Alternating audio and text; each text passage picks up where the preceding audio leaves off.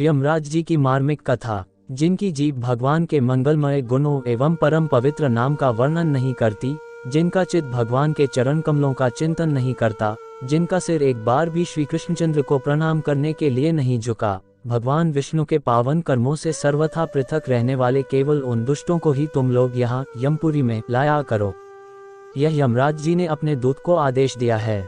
जब भी यमदूत हाथ में पाश लेकर मर्त्यलोक के मरणासन प्राणियों को लेने चलते हैं, तभी उन्हें पास बुलाकर उनके कान में यमराज जी समझाते हैं, जो लोग भगवान को कथा को कहने सुनने में लगे रहने वाले हैं, उनके पास तुम मत जाना, उन्हें तो तुम छोड़ ही देना, क्योंकि मैं दूसरे सब प्राणियों को कर्म का दंड देने वाला स्वामी हूँ, पर भगवान के भक्तों को दंड देने की शक्ति मुझ में नहीं है, मैं उनका स्वामी नहीं हूँ।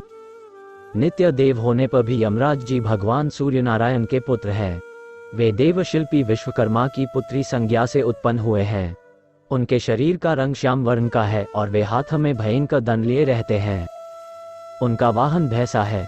भगवान ब्रह्मा को आज्ञा से ही प्राणियों के कर्मों के अनुसार फल का निर्णय करने जैसा कठोर कर्म उन्होंने स्वीकार किया। वैसे तो वे के अंश हैं और कारक पुरुष हैं। कल्पातक संयमनीपुरी में रहकर वे जीवों को उनके कर्मानुसार फल का विधान करते रहते हैं।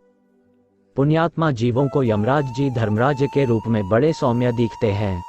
पुण्यात्मा जीव शरीर छोड़ने पर धर्मराज के सौम्य, सुंदर, शीलवान दूतों द्वारा बड़े सुख एवं आदर पूर्वक संयमनी पहुंचाया जाता है और धर्मराज उसको उसके पुण्य के अनुसार उच्च लोकों में भेजते हैं। किंतु पापियों को उग्र रूप में दर्शन देना, उन्हें नरकों में डालना आदि भयंकर कर्म भी वे दया से ही करते हैं। यमराज प्रधान भागवताचार्यों में है, अतएव उनके द्वारा निष्ठुरता तो संभव ही नहीं है। वे तो दंड इसलिए देते हैं जिससे प्राणी पापों से छूटकर पवित्र हो जाए, वो शुद्ध होकर फिर पृथ्वी पर जाने योग्य हो और उसे को पाने का अवसर प्राप्त हो सके। जैसे अशुद्ध सोने को अग्नि में तपाते हैं शुद्ध करने के लिए, वैसे ही यमराज जी के द्वारा नरक को विविध यातनाएं जीव के पाप क्रमों के मल को दूर करने के लिए ही दी जाती हैं। यमराज जी ने अपने दूतों को भक्ति तत्व का उपदेश करते हुए कहा है, जीव के समस्त पापों को दूर करने के लिए इतना ही साधन पर्याप्त है कि वह के दिव्य गुण, मंगलमय चरित एवं परम पावन नामों का कीर्तन करे।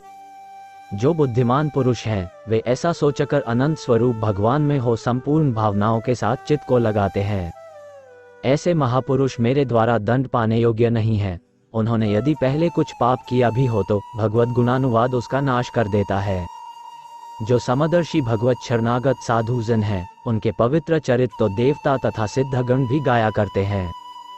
मेरे दूतों को गदा सदा उनकी रक्षा किया करती है। तुम लोग उनके पास मत जाना। मेरा कोई सेवक या स्वयं मैं भी उन्हें दंड देने में समर्थ नहीं। निष्किंचन वीतराग परमहंस जन रसज्ञ होकर के चरण कमलों के जिस मकरंद में निरंतर लगे रहते हैं, भगवान मुकुंद के उस पादारविदम करण से विमुख होकर तृष्णा के द्वारा नरक के द्वार रूप घरों में जो बंधे हैं, उन काम क्रोध परायण स्त्री पुत्रादि संसार आसक्त असत पुरुषों को हो तुम लोग यहाँ यमपुरी में लाया करो। धन्यवाद।